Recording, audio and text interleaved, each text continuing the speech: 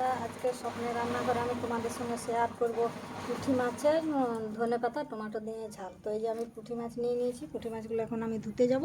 আর এই যে টমেটো আর এই যে ধনেপাতা, মাছগুলো এভাবে বেছে নিয়েছি, দেখতেই পাচ্ছ বন্ধুরা।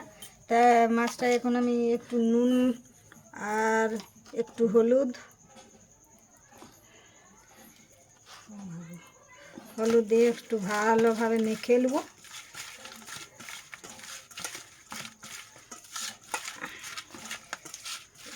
এইভাবে নুন হলুদ দিয়ে মাছটা আমি মেখে নিয়েছি।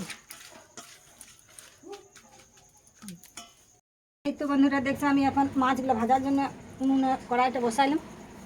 আর এই আমি সরষের তেল দিয়ে দিলাম। এই যে দেখতে পাচ্ছি বন্ধুরা, কড়াইয়ের তেলটা গরম হয়ে গেছে। এখন আমি মাছগুলো দিয়ে দেবো। এইভাবে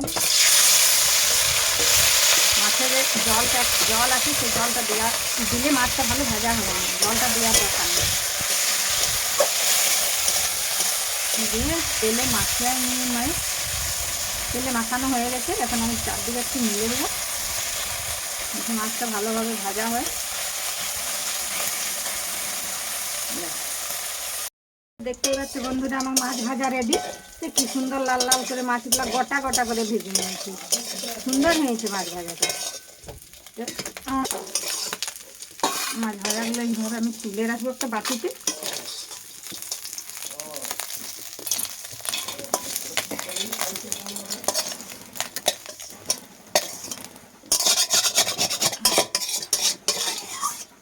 মাছ ভাজাটা আমি এভাবে তুলে নিয়েছি। এবার আমি উনুনে কড়াইটা আবার বসিয়ে দিলাম, দিয়ে আবার আমি তেল দেবো। আর মশলার মধ্যে আমি কি কি নিয়ে নিয়েছি একটু দেখো। এটা নিয়েছি টমেটো, এটা ধনেপাতা, এটা কাঁচা লঙ্কা, এটা সর্ষে বাটা। এটা জিরা দিতে হবে না, সর্ষে বাটা দিলেই হবে। আর মশলার মধ্যে আছে যে পেঁয়াজ বাটা, লঙ্কা বাটা, আর হালকা করে রসুন বাটা আর আদা বাটা। আর পেঁয়াজের যে কোনো মাছেই পেঁয়াজ বাটাটা দিলেই ভালো হয়। তো আমার এদিকে তেল গরম হয়ে গেছে, আমি আর এইটা নুন আর এটা হলুদ।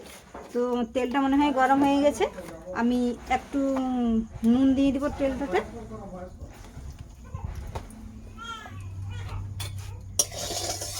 এটা গরম হয়ে গেছে। এটা পেঁয়াজটা যাতে না ছিটকায় তার জন্য আমি একটু নুন দিয়ে দিলাম, দিয়ে আমি পেঁয়াজটাকে দিয়ে দিচ্ছি। আর পেঁয়াজটা ভালোভাবে ভেজে নিতে হবে। পেঁয়াজ বাটা দিলে একটু মশলাটা ভালো হয়।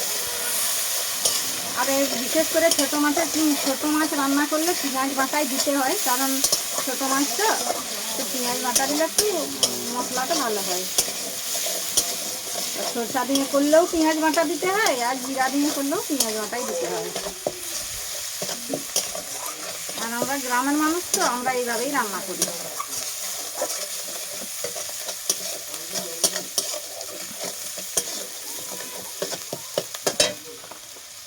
এখন আমি দিয়ে দেবো 1 চামচ রসুন বাটা, বেশি দিতে হবে না, কিন্তু 1 চামচ দিলেই হবে।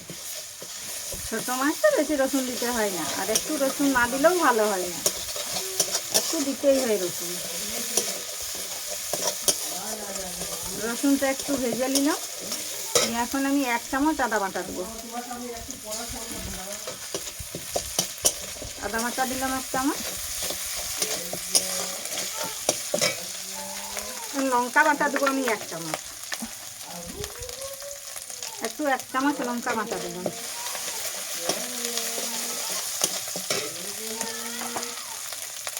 নিয়ে 1 চামচ হলুদ বাটা দিতে হবে।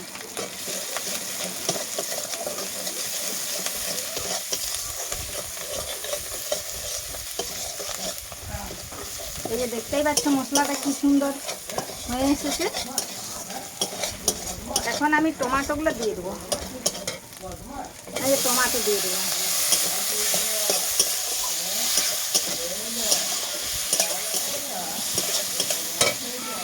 টমেটোগুলো দিতে গলে যায়, তার জন্য আমি একটু নুন দেব।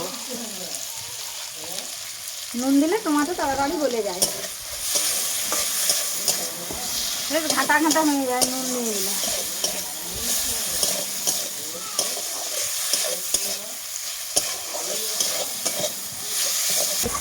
এই যে দেখতেই পাচ্ছ টমাটো একটু গলেছে, এখন আমি সরষে বাটাটা দিয়ে দেবো।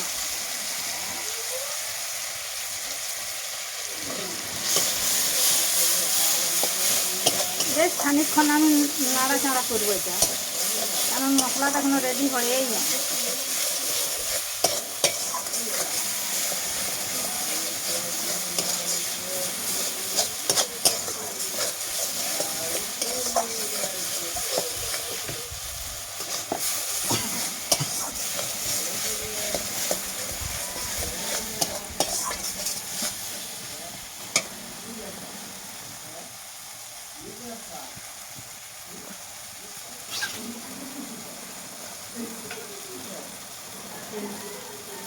সেই সর্ষে বাটি ধোয়ার জল একটু সামান্য আমি একটু দেবো, সেই সর্ষে বাটার জলটা ছিল সেই জলটা আমি একটু দিলাম, দিয়ে আবার আমি লাগবো এটা।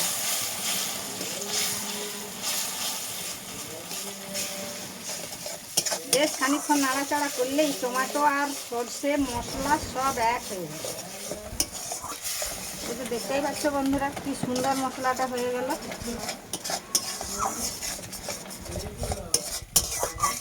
এখন আমি একটু জল দেব,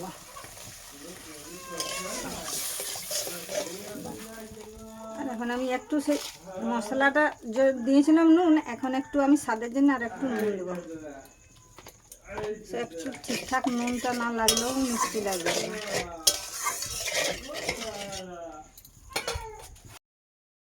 তো এই যে দেখতেই পাচ্ছ বন্ধুরা আমার মশলা রেডি। এখন আমি সেই মাছগুলো ভেজে রেখেছিলাম ওইগুলো আমি দিয়ে দেবো, একটু নাড়াচাড়া করে নেবো। দিয়ে দেবো গোটা কতে কাঁচা লঙ্কা চিরা আর একটু ধনে পাতা কুচি। দেখতেই পাচ্ছ বন্ধুরা কি সুন্দর হয়েছে মাছের ঝালটা, সর্ষে টমেটো দিয়ে পুঁটি মাছের ঝাল। চাইলে তোমরাও বাড়িতে এইভাবে করে খাবে। টমেটো সর্ষে দিয়ে পুঁটি মাছের ঝাল দেখছো কি সুন্দর হয়েছে, চাইলে তোমরাও বাড়িতে এইভাবে করে খাবে। আর রান্নাটা যদি আমার ভালো লেগে থাকে একটা লাইক একটা সাবস্ক্রাইব করে দেবে।